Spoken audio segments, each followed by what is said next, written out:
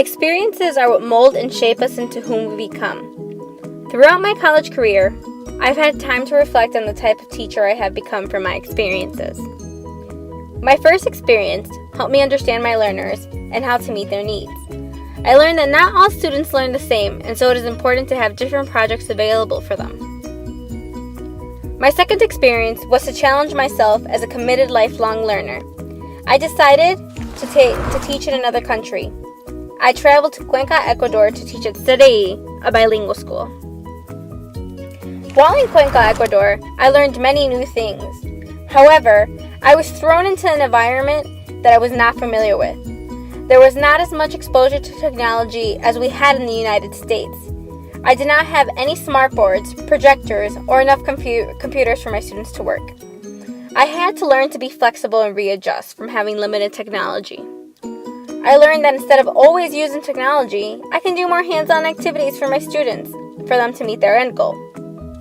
One example specifically was my volcano activity. If I was back in the United States, I would have shown a video on a smartboard so the students can see the different stages a volcano goes through. But because I did not have technology available, we made a volcano in class.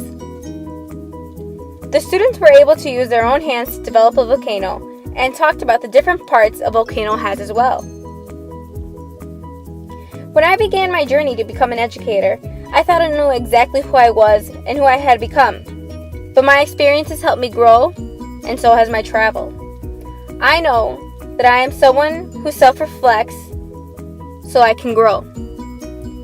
I have committed myself to become a lifelong learner.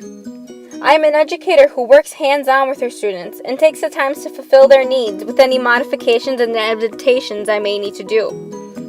I am an educator who collaborates with other professionals for the success of my students.